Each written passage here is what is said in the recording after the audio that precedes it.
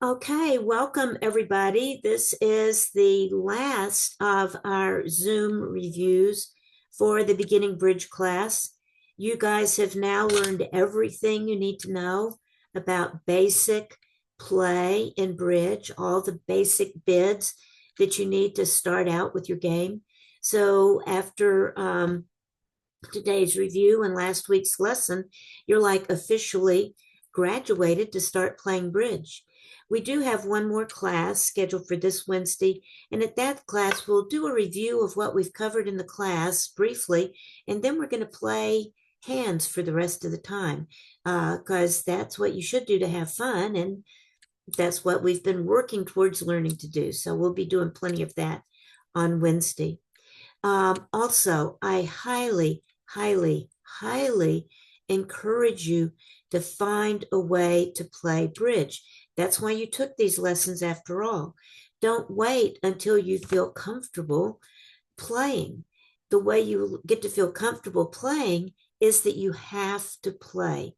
You can never learn to play bridge just by sitting in these classes. The classes should give you the tools that you need, but you're not even going to remember all of these tools, or they're not going to really be set in your brain yet until you start using them and exercising your ability to make decisions about when you do one bid versus another bid. And the way you learn from that is trial and error. You just do it and then it goes wrong. And then you realize, oh, well, maybe I should have done this instead. Or maybe somebody else at the table, you talk about the hands and they go, oh, well, I think I would have tried this for this reason. That's how you start to learn really how to play bridge. And it's fun. It's fun. So you should do it. I sent everybody out a list of people that were registered to take this class. And not all of you attended class. Some of you told me specifically you were taking it online. So in any case, all the names and email addresses everybody now has that was in the class. The second thing is that, as those of you that have been in class know, there is a game that starts at noon on every Wednesday. We set that game at that time so that people who were taking beginning bridge could just move into that game if they wanted to. So we really encourage you to play in that game. It's at noon on Wednesdays. It is for beginners. That's who plays in that game. It's officially for people with less than 20 points, but usually once you start even getting up closer to earning enough points to get close to the 20, we start asking you to go play in other games because it really is for beginners. So those of you that have just started out, this is the best place for you to start playing because you'll be playing with other people who are just learning the game too. And remember what it's like to just be learning the game. 6 months from now, you'll be surprised at how all of this just seems natural to you. All of the stuff that today seems so hard to remember. After you've been playing for a while, it's just going to be natural to you. Well, we try to keep the people in this game that are the people that are still really trying to remember it and figure it out. You can use notes in the game. You can ask the director questions during the game. You don't need to have a partner that comes to the game with you, although I recommend that you find someone you enjoy playing with and come with them. But if you don't have that, that's fine. Come by yourself and we'll assign a partner to you, and you'll meet other people at the game, and eventually you'll have somebody to play with. So I really hope that you will plan on doing that. We also have a free play coupon for you that we'll hand out the last day of class. If you're not coming to the last day of class, there will be an envelope with your name on it at the director's desk. So whenever you come in to play, just go to the director's desk, that big desk in the main room, and say, I was in the beginning bridge class and I have a free play coupon here. They'll know exactly what it is. All the directors know, and they'll give you your free play coupon. The games are $10 to play, and you will get the results of what you did. You can look at them online. You can see how you did. So you can even discuss with your partner, well, other people did this. Maybe we should have tried that. If you really want to study it, we play the same hands in that game that they play in the big room while our class has been going on. You'll notice there was another game going on outside. The game that starts at noon plays the same hands that the people in the big room are playing. So if you want to, you can look at what the results were from the people in the big room that have a lot more experience than you. So you can look and see on hand number 3, we bid 2 no trump. And you can go look at the other game and see that in that game, most of the people that were playing that hand bid 3 no trump. Well, that will tell you we missed something. We did not bid quite high enough.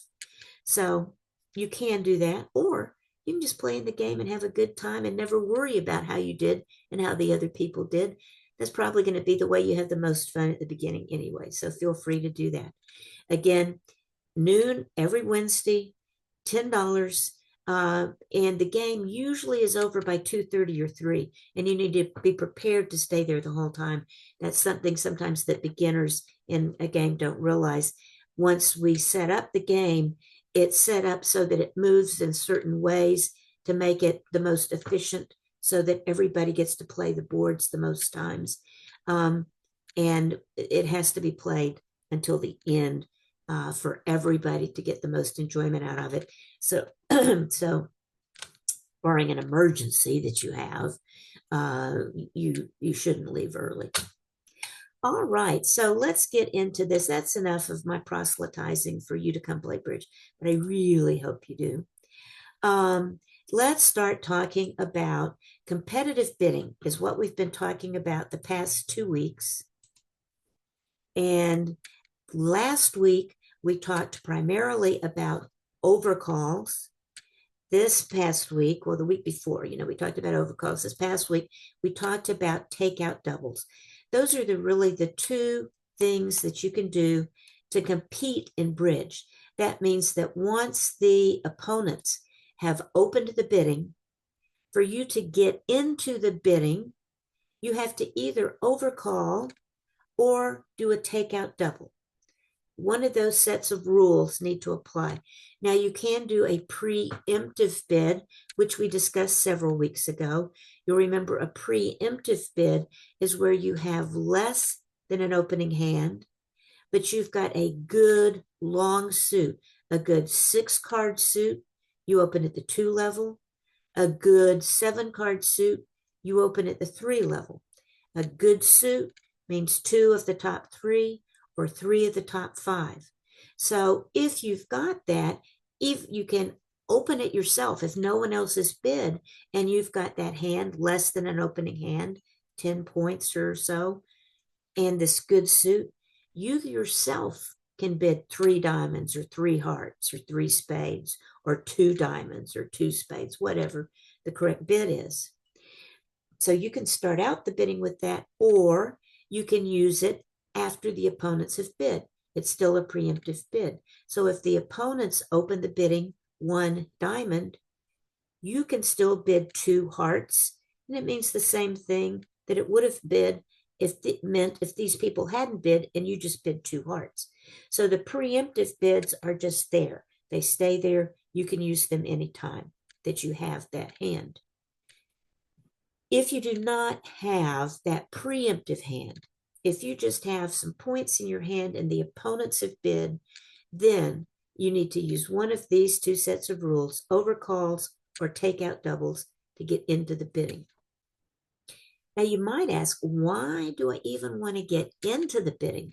They have opened, they are starting out the bidding. Why would I want to bid? Well, there's several reasons you'd want to bid.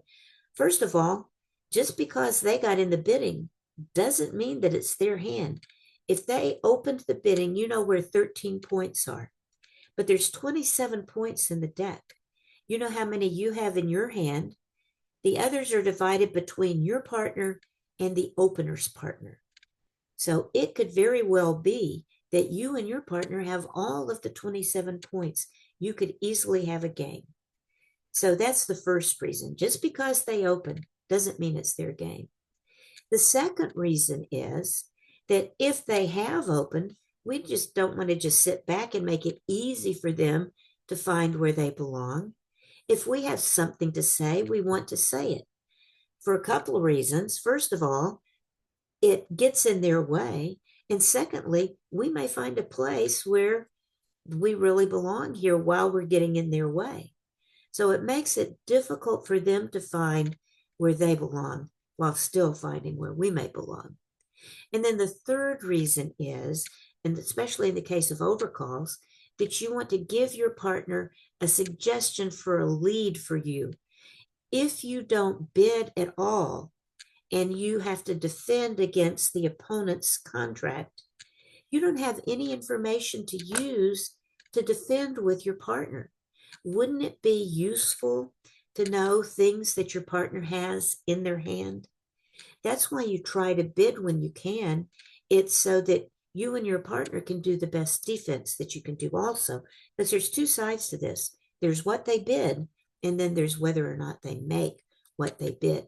And that's up to you, how well you can defend the contract. So those three reasons, it may not be their game, it gets in their way of finding their game, and it gives your partner information about what to lead to you or for you to lead to him. That's why we get into the bidding whenever we can. The name of the game in bidding is bid. Get in there and bid. If you bid too high, which I know a lot of you guys are concerned about doing, if you bid too high, what happens? You go down. Who cares? You go down, you shuffle those cards and move on to the next. And sometimes going down is the correct thing to do. If we let the opponents just bid and make two spades, they're going to get 110 points, 60 for the two 30-point tricks. 60 plus 50 is 110. Okay. If we bid three diamonds and go down one or even two, we lose 50 or 100 points. Either one of those is better than losing 110 points, which they're going to get. So it's really many times we kind of joke and say down one is good bridge, but down one is good bridge very often. Down two is very often good bridge. Down three or down four can be good bridge if the opponents were going to make a game and you're just going to go down three or four and they don't double you, then it can get dangerous. But, so you need to be willing to bid and you need to be willing to go down sometime. So let's remind ourselves about overcalls, which we already covered. An overcall is just a bid of a suit after the opponents have opened. But we do have requirements for what that bid means. So if you want to bid a suit after the opponents have opened, first of all, you need to have a good 5-card suit. It needs to be a good 5-card suit. And this is the same definition of good as what we talked about on preemptive bids, 2 of the top 3 or 3 of the top 5. That needs to be a good suit. Because remember, part of it is they've already bid and named a suit. So if we now name a suit, it needs to be one that we can stand by. And your partner is going to depend on, is going to possibly lead that suit. So you don't want to bid some crummy suit to get him to lead that suit because he's going to do it. And then you're just setting up a suit for them. So it needs to be a good suit. The second thing is it needs to be between 8 and 16 high card points, about 10 to 17 actual valuation points. If you have more than 17 or 18, you do not overcall. You need to do a takeout double instead, which we'll talk about in just a minute. So if you overcall, if it goes 1 diamond, 1 heart, or 1 spade, 2 diamonds, those are overcalls. And those mean I'm somewhere between 8 and 16 or 17 points. I do not have a big hand. There's no way. We've talked about although we didn't really learn all the responses to it, we've talked about the fact that when you've got 22 or more points, you bid two clubs. Well, there's no way to bid two clubs as a strong bid if the opponents have opened the bidding, because then your two clubs is an overcall. It's not a strong bid. So you have to have a way to make a strong bid, and the way to do that is going to be the takeout double. If you are going to have to bid at the two level, like the one I just mentioned, where they bid one spade, you bid two diamonds, then your hand needs to be a little bit better. It needs to be closer to opening hand, 11 or 12 points, still a good 5 or even a 6 card suit. You also can overcall one no trump, because sometimes they've opened and you have a no trump hand, and that's the same definition. You can have a few more points, 15 to 18 instead of our 15 to 17 range. But an important thing you need to have is stoppers in the suit that the opponents bid. So if they bid a heart, you can bid a no trump, and that means the usual no trump bid, except you have hearts stopped, which means stopped means that you've got an ace or maybe a king and a couple of little ones, or a queen and a couple of little ones, where you can keep them from just running the suit. You have in your hand a way that they cannot just take 6 tricks in the suit. You've got to, so you have to have their suit stopped. If they've told you a suit, you have to have it stopped. Now, frankly, if they've opened a club and you have a very good no trump hand, but you don't really have clubs stopped, I might still overcall a no trump just because it's more descriptive, and because an opening one club bid rarely means that you want to play in one club. But it can, and when it does, and you bid one no trump instead, you may go down. And then what do? We just shuffle the cards and go on to the next one.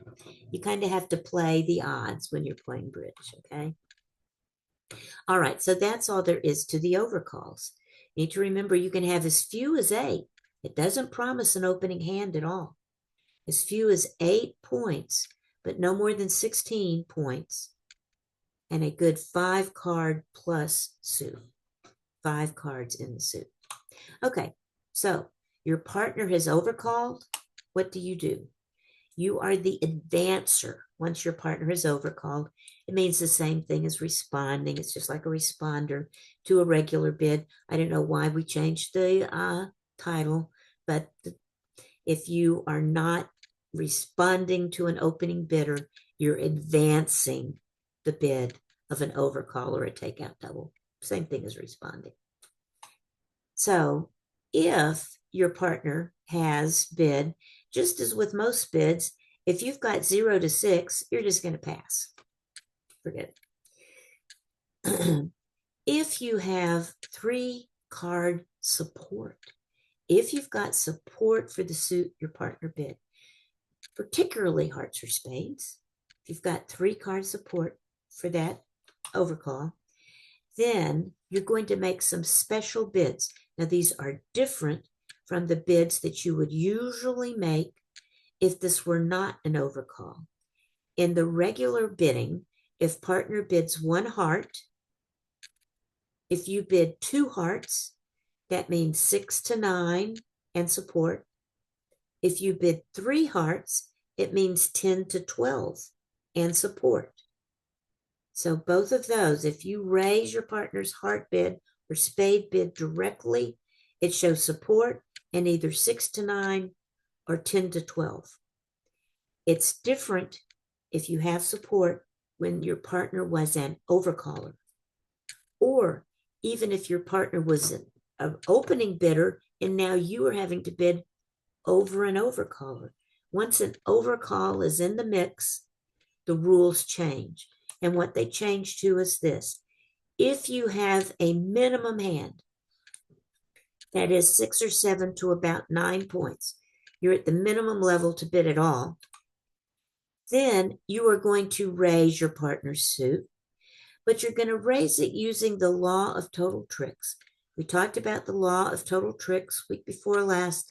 The law of total tricks says we are safe to raise our bid to the level that we have trump between us.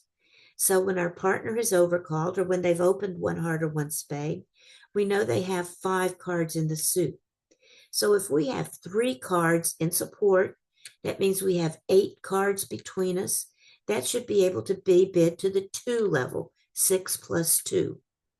We have 8, 5 and 3. We have 8. That's the 6 plus 2 bidding level. If we have 4 cards in the suit, that's 9 between us. We can bid to the 3 level, saying we'll take 9 tricks. If we have 5 in our hand, we bid to the 4 level, 10 tricks. We've got 10 trump between us. So that's what we do when we have a minimum hand. Remember, regular bidding, 2 spades, 3 spades shows more than a minimum hand. It shows 10 to 12. But once an overcall is in the mix, that direct raise, either 2, 3, or 4 of partner's major suit, shows a minimum hand. In law of total tricks, it shows an exact number of cards in support.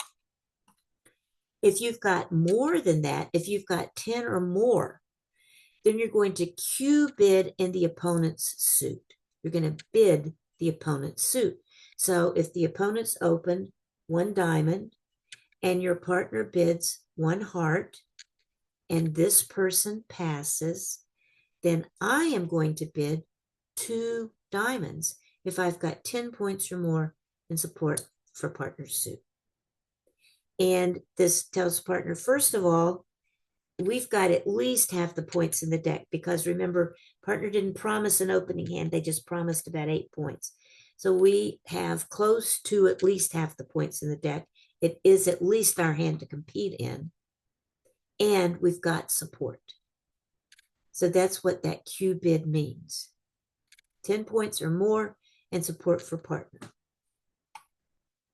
If you don't have support for your partner's overcall, you will just bid as usual, okay? So if the opponent's opened a diamond and your partner said a heart and the next person passes, you don't have hearts, you can bid a spade or 2 clubs just as you would have normally. So a diamond, a heart, a spade, a heart pass, 1 spade by you would just mean 4 spades and at least 6 points. You just can't support your partner. If you can support your partner, that's when you use these other rules. Okay, so that's the rules for overcalls. Let's move on now to takeout doubles. Takeout doubles are different than overcalls. Overcalls, you have a suit that you want to bid. Takeout doubles, you do not have a suit you want to bid, so you're asking your partner to name a suit. Now, the first thing you need to know about a takeout double, and a takeout double is where it goes 1 diamond, double. That's your bid, double. And on the bidding boxes you've seen on your desk, you've seen the red X's. That's what that bid is. It is a double.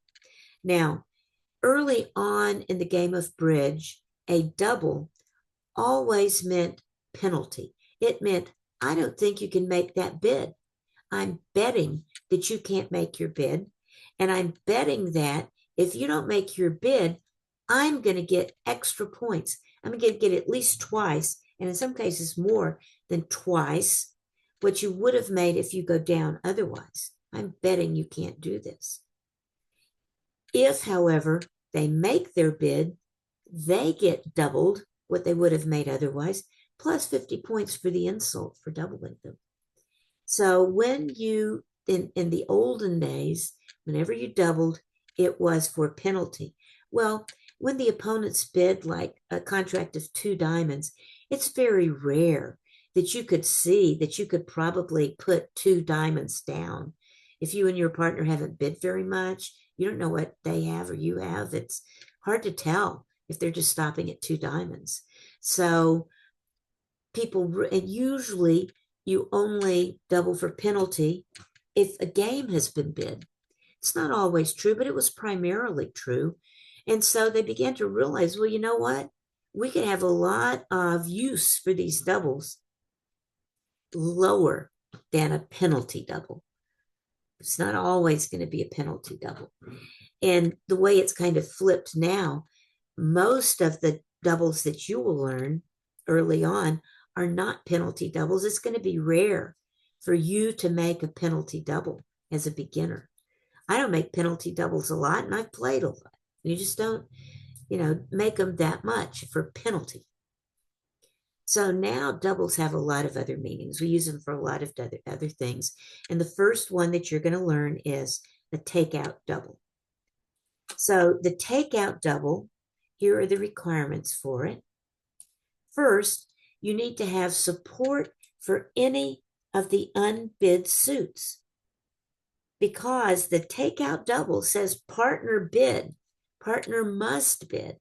As a matter of fact, partner must take out the double.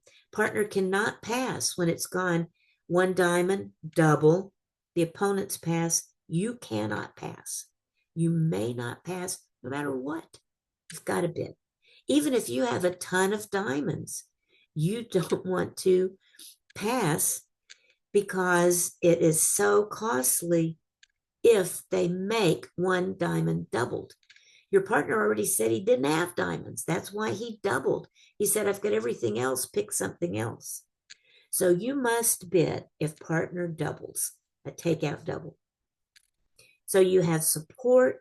The requirement is that you have support for the other three suits, or sometimes even the other two suits, like one diamond pass, one heart. Double would mean you've got clubs and spades both. But usually it's the other three. Usually they've only bid one. So one of something double means partner. I've got cards in the other three suits. Pick a suit. It also means that you have at least the strength of an opening hand. You have an opening hand. Remember, in an overcall, you can have as few as 8 points. But in a takeout double, you must have an opening hand. And the opening hand is valued using dummy points. Remember, those are those shortness points that usually you use when you found a fit with your partner. We can use them here because we are telling our partner, you pick the suit, I've got support for you. So that's why we can do that here. So it is an opening hand or better. And instead of counting length to value your hand, you count your shortness, 5 for a void, 3 for a singleton, 1 for a doubleton. That's how you count your hand, how you value your hand. So that's the takeout double. The opponents have opened, you double, you've got at least 3 cards in the unbid suits, at least 3 in every one, and you've got at least 13 points using dummy points. The best scenario would be for you to have a lot of cards in the other 3 suits, which would mean that you only have 1 or none in the bid suit. If you just have 1 in the bid suit, then you could have 4, 4, 4 in the other 3 suits. That would be the best case scenario. But it doesn't always happen that way. So the rule is you just have to have at least 3 cards in the unbid suit. And usually we expect shortness in the bid suit. But you could even do it with 3 cards in the bid suit, because that still gives you in the unbid suits 3, 3, 3, or 3, 3, 4. Okay, now that's what it generally means.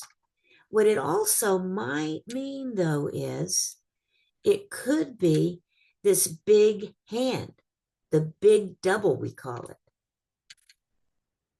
which is where you had a good suit, but too many points to overcall. Remember, we talked about an overcall.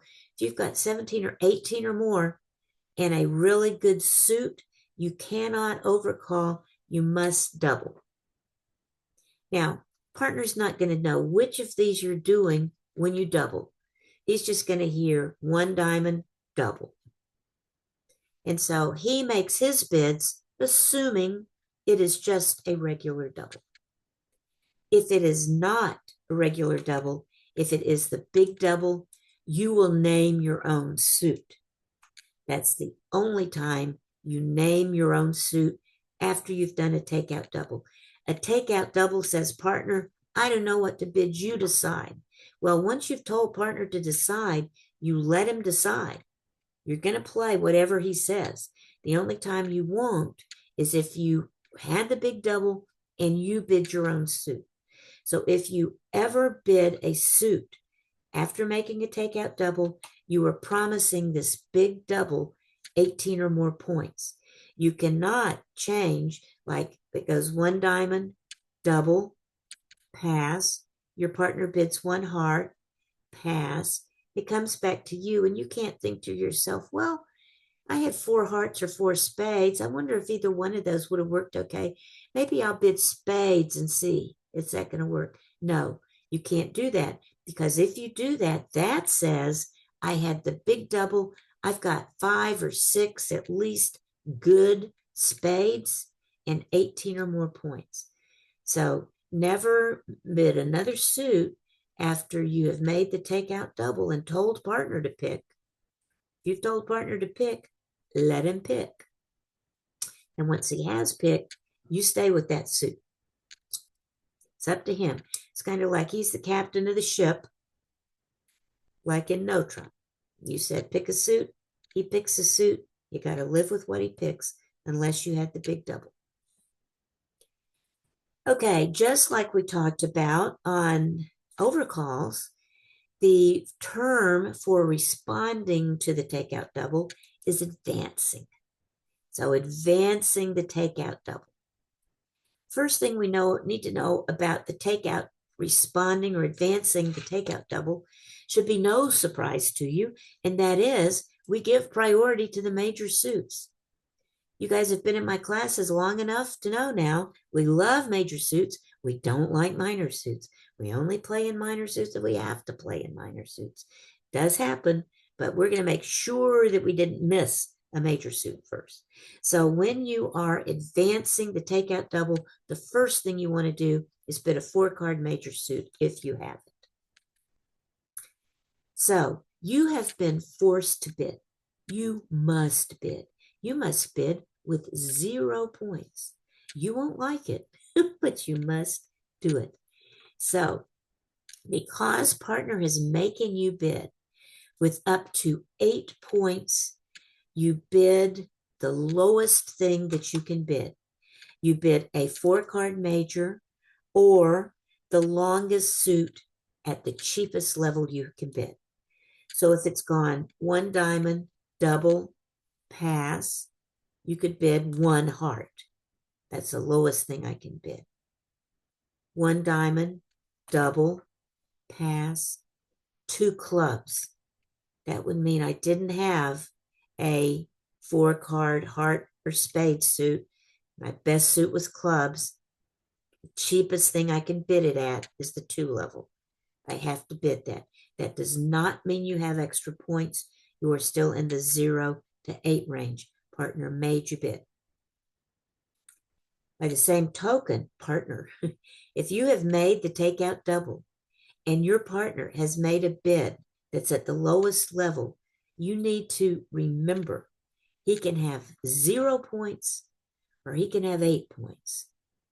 So you don't bid again unless you've got extra points. You've got a lot more than a minimum 13-point takeout double opening hand. He can have 0. Now, one thing that could happen is if the opponents make a bid, you're off the hook for advancing the takeout double. So if it goes 1 diamond, double, 1 heart, you don't have to bid. You're off the hook now. You can pass. But you will bid if you have 6 to 8 points. Now you can show the range as a minimum range, but it is a range. So 1 diamond, 1 heart, 1 heart, 1 diamond, double, one heart. You can bid one spade if you want to, or even two clubs with 6 to 8 points. It promises 6 to 8 points if you do bid. Otherwise, if they intervene, you're off the hook and you can pass. And if you bid, you're promising 6 points. Now, with a few more points than that 0 to 8, that minimum category, around 10 points, 9 to 11, about 10, you are going to jump in your suit. Jump in that major suit or your longest suit. So in that case, it'd be one diamond, double, pass, two hearts. Two hearts, jumping. If you have 12 or more points, partner had an opening hand, you've basically got an opening hand, 12 points, very close, opening hand. You bid game. So go one diamond, double, pass, four hearts. I've got 12 points and I've got a heart suit, and you told me to pick the suit, so I'm picking that. So when opening hand versus opening hand, we want to go to game. Partner told you to pick, so you go to game. If you've got a lot in the suit, it's easy to know to go to game and where to go to game. There is a situation, though, where you're not quite sure which you should bid, and it's usually the case of, I've got an partner doubled, I've got an opening hand, and I've got four hearts or four spades. So I could pick either one of those. How do I know which to pick? Partner may have 4-4, and it might not make any difference. But he might be 4-3, or maybe even 5-4, something like that, where he wanted to double instead of picking one of them. So you can give him the chance to do that by Q bidding. Q bidding. Now that's weird, isn't it? Because the double says, partner, pick a suit. And instead of picking a suit, you bid the opponent's suit. Well, what that means is, I know you told me to pick, but I'm saying, I don't want to pick. You tell me what you like best, and then I'll decide. So then this would be a situation like one diamond, double, pass, two diamonds. I'm kicking it back to partner. And the usual reason I kick it back to partner is because I can't decide between my two major suits. I might even be 5-5 or 6-6 in the majors. That could be either one. But I want to go back to partner and say, I don't know, pick one of those. And he's going to pick one of the major suits. That's what that Q bid means in this situation. Doesn't come up that much. Usually what comes up is, because remember, 13 points have been taken up by the opening bidder. 13 points have been taken up by your takeout double person. That's 26 points over there. If this person passes, usually less than 6, you've got whatever, that there's only 14 points left in the deck. After 13, and 13 is 26. 14 is the most that you could have. So it's very rare for that opening bid versus opening bid to come up. It does come up, but it's not that usual. And it's even less usual for you to go back and tell your partner which one to pick. So it's going to be hard for you to remember this bid if it ever comes up for you. It will come up, but it may be 6 months or a year from now, so it's going to be hard for you to remember. But if you can just kind of remember, well, if you're ever in a position where you're thinking, I don't want to pick, I want him to pick, Q bid. Q bid is what works, okay? So those are the 3 levels. 0 to 8 points, you just make your minimum bid. Put the brakes on. If you've got a little bit more, about 10 points, then you jump in whatever suit you're going to name. And if you are in the lucky position to have 12 or more points, then you jump to game because partner has promised an opening hand. Now, sometimes they will tell you to pick a suit and you don't have a suit to pick because you have the opponent's suit, is usually why that is. So in that case, you can bid no trump. You can do a no trump advance after a takeout double. And we've got the categories here. And you might want to make a note on this. Audrey Grant uses these levels. For a one no trump bid, she says 8 to 10. I say 7 to 9, a little bit lower. I can live with a little bit lower.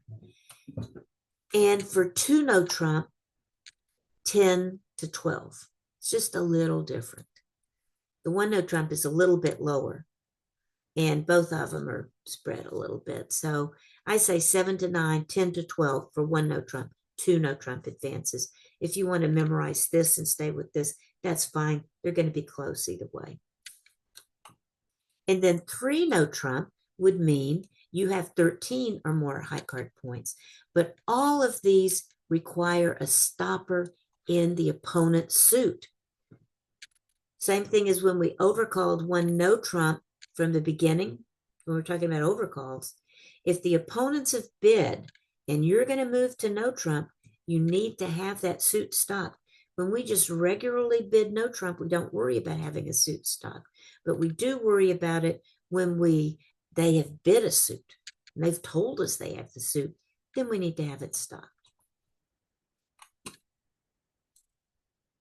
Now, what happens after you have made the bid?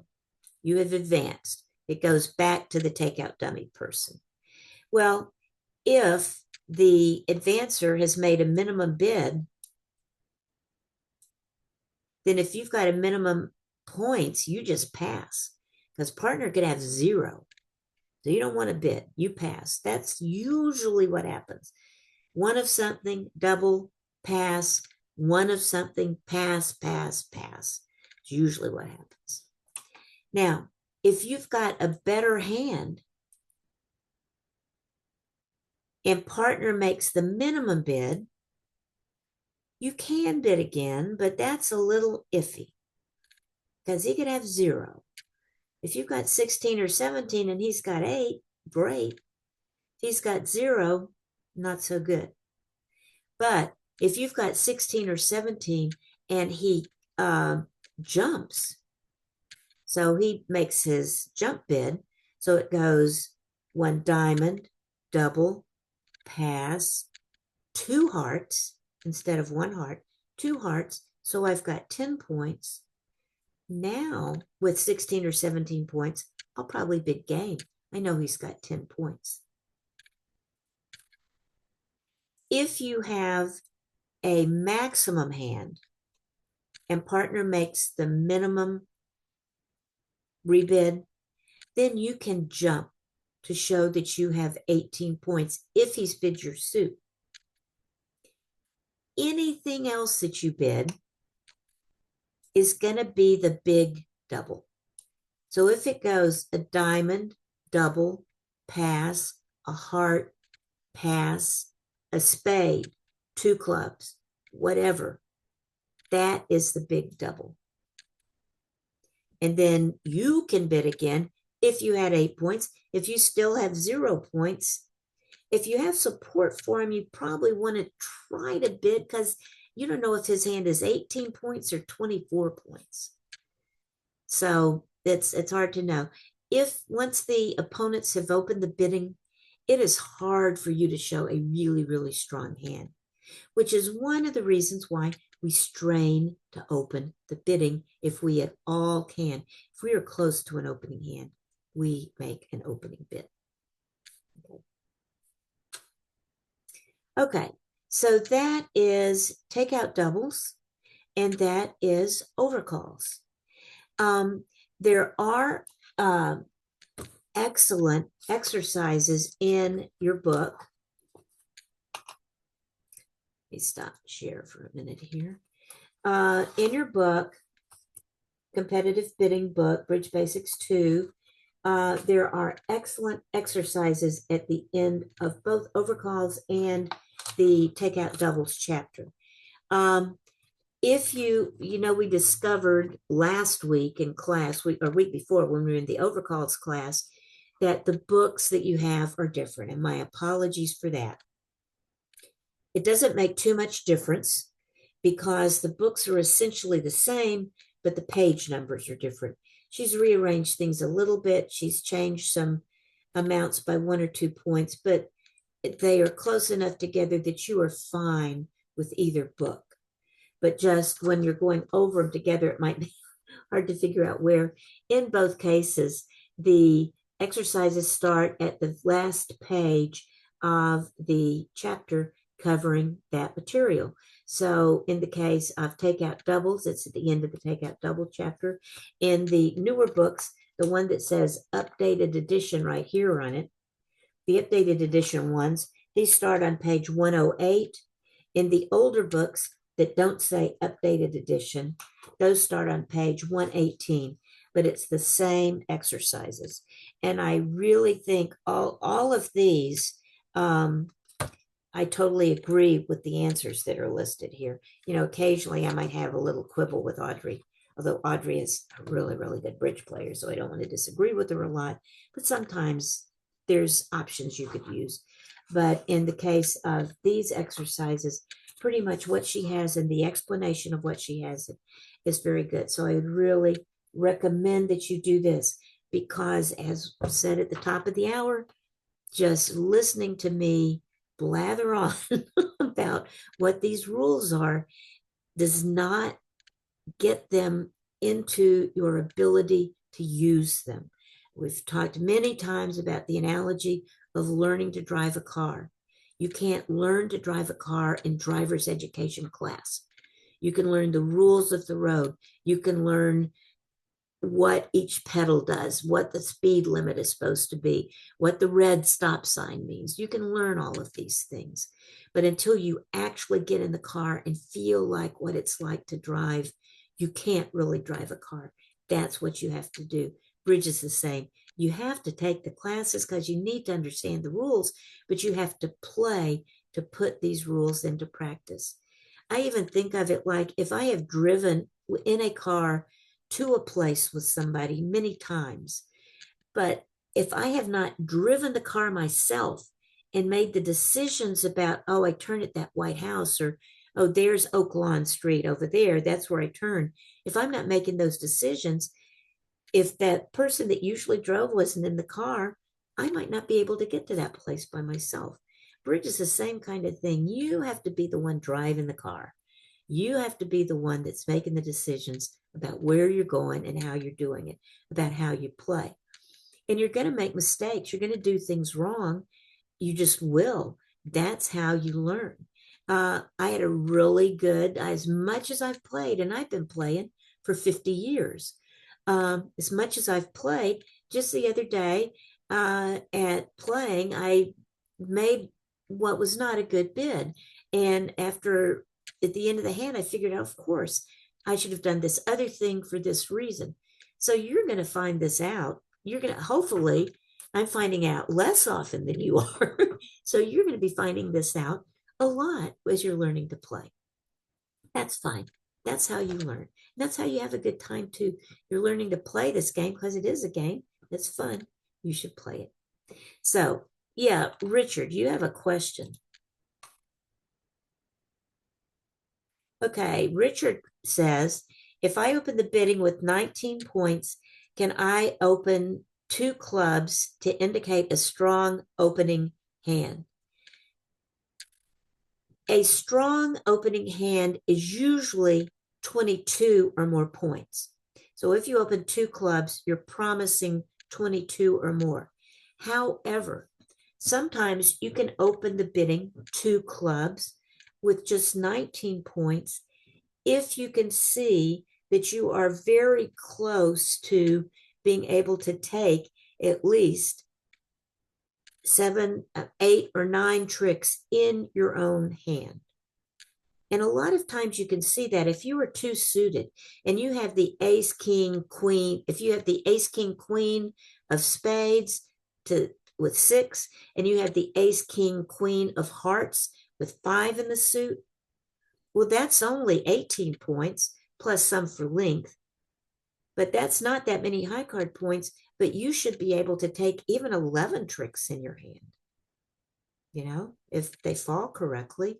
So, yes, you can open two clubs in that case.